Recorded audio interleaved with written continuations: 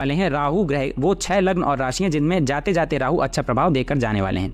अब देखिए, आपको जैसा पता होगा कि आने वाले 30 अक्टूबर को राहु की राशि परिवर्तन होने वाला है। आज से अगर देखा जाए तो लगभग 1 महीना 7 दिन यानी लगभग 36-37 दिन बचे हुए हैं। वैसे कहते हैं किस्मत बदलने के लिए 1 घंटा काफ़ी है, यहाँ तो फिर भी 1 महीने से ज़्यादा का टाइम है। तो ये जो लास्ट मंथ है राहु के राशि परिवर्तन का, क्योंकि अब राहु जब 30 अक्टूबर से मीन राशि में चले जाएंगे तो फिर 18 महीने लगभग 1.25 साल मीन राशि में ही रहेंगे।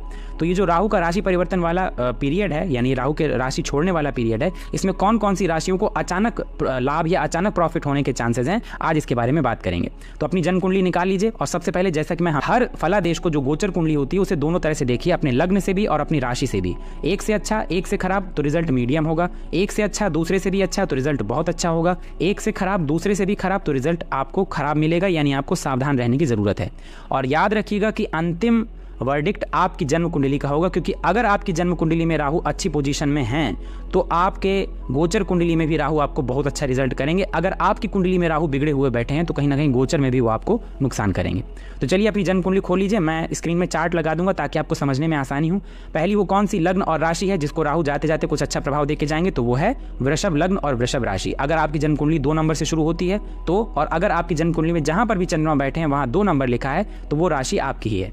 आपकी राशि से राहु का गोचर 12वें भाव में होने जा रहा है और यहां से बैठकर राहु की पहली 5वीं दृष्टि आपके 4थे भाव में पड़ेगी, 7वीं दृष्टि आपके 6ठे भाव में पड़ेगी और 9वीं दृष्टि आपके 8वें भाव में पड़ेगी।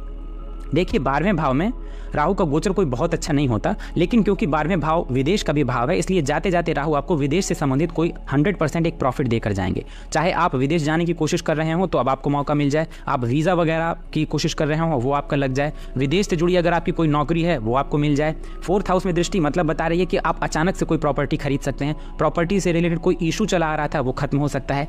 आप इस दौरान ये जो बचे हुए 1 महीना 8 दिन यानी 35-36 दिन बचे हुए हैं, इसमें आप अपने लिए कोई गाड़ी खरीदें, कोई प्रॉपर्टी खरीदें या प्रॉपर्टी में इन्वेस्ट करें या इन्वेस्टमेंट से आपको बहुत अच्छा लाभ हो। कोई आपका ऐसा दोस्त जो आपकी मदद करने के लिए आगे आए और आपकी ऐसी मदद करके जाए जिससे आपको बहुत ज़्यादा प्रॉफिट हो, आपके घर का आपको सपोर्ट मिलना।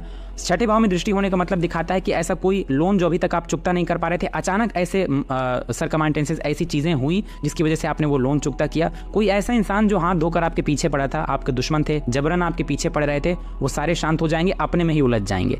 कुछ ऐसा होगा जिसकी वजह से वो आपका पीछा छोड़ देंगे। कोई लोन जो आप चुकता नहीं कर पा रहे थे कुछ चुकता करेंगे। कोई हेल्थ इशू जो आपको बार बार परेशान कर रहा था लेकिन आपको उसका क्योर नहीं मिल रहा था, आप ट्रीटमेंट बदल रहे थे, डॉक्टर बदल रहे थे लेकिन आपको उसका रिजल्ट नहीं मिल रहा था, तो अब मिल जाएगा। यानी अचानक से राहु जाते जाते आपको इससे संबंधित कोई ना कोई प्रॉफिट देकर जाएंगे। 8th हाउस में राहु की दृष्टि का मतलब ही यही है कि आपको अचानक कोई बड़ा धन लाभ, ये 35 से 36 दिनों के बीच में कोई कभी ऐसी स्थितियां बनेंगी कि आपको अचानक से एक बड़ा धन लाभ होगा, चाहे वो आपको पैतृक संपत्ति के रूप में हो, चाहे वो आपको हार्ड कैश में हो, चाहे आपका इंक्रीमेंट हो, आपका प्रमोशन हो, लेकिन पैसे से संबंधित आपको एक जबरदस्त प्रॉफिट देखने के लिए मिलेगा। ये तो तय बात है कि पिछले 18 महीने से आपकी जो स्थिति है कोई बहुत अच्छी नहीं थी, लेकिन राहु अपनी राशि परिवर्तन कर रहे हैं तब, और जब वो अपनी राशि परिवर्तन कर लेंगे, दोनों ही कंडीशन वृषभ लग्न और वृषभ राशि वालों के लिए बहुत अच्छा है। तो आने वाला टाइम भी उनके लिए अच्छा है, और जो ये टाइम चल रहा है यानी ये जो लगभग 1 महीने 7 दिन का टाइम है, 36 से 38 दिनों के बीच का टाइम, इस टाइम पीरियड में आपको कोई मौका मिलता है जिस मौके में आप अपने करियर को ग्रोथ दे सकते हैं, तो डेफिनेटली उस मौके को छोड़िएगा नहीं। वो मौका आपको आपकी लाइफ में बहुत ऊंचाइयों तक लेकर जाएगा।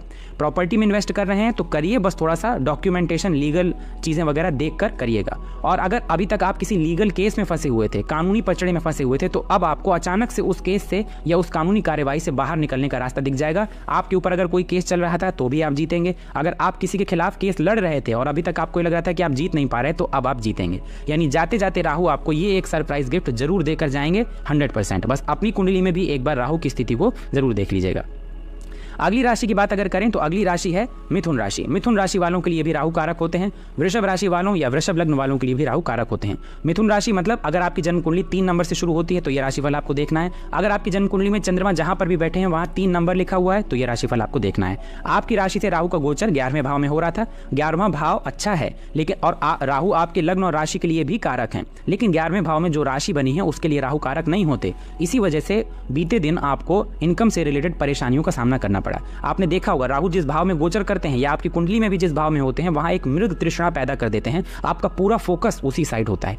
11वें भाव में राहु ये बता रहा है कि आप पूरे जी जान से कोशिश करते रहे कि आपके पास अर्निंग हो जाए, लेकिन अर्निंग जो है आपको परेशान करती रही, यानी आपकी आमदनी में डायरेक्ट राहु ने प्रहार किया। यहां से बैठे राहु की जो 5वीं दृष्टि है वो पड़ी आपके 3रे भाव में, 7वीं दृष्टि पड़ी आपके 5म भाव में और 9वीं दृष्टि पड़ी आपके 7th हाउस में। तीसरे भाव में दृष्टि ये दिखा रही है कि अभी तक जो आप इफर्ट डाल रहे थे और उस इफर्ट का 50% भी आपको रिटर्न नहीं मिल रहा था, वो मिलने लगेगा। पहली चीज़ तो ये कि जो बचे हुए ये 35 से 38 दिन हैं, इन दिनों आपको आपकी इनकम से रिलेटेड कोई बहुत बड़ा एक प्रॉफिट होगा। चाहे आपको कोई नया काम मिल जाए, चाहे आपको कोई नई जॉब मिल जाए, चाहे आपकी कोई मदद आके कर दे, आपको कोई ऐसा आइडिया आ जाए कि आप अपने वर्क प्लेस में आप जो भी काम आप कर रहे हैं, चाहे जॉब कर रहे हो चाहे बिजनेस कर रहे हो, उसमें एक बार जबरदस्त तरीके से आपकी बूम होगी, यानी आप ऊपर की तरफ बढ़ेंगे।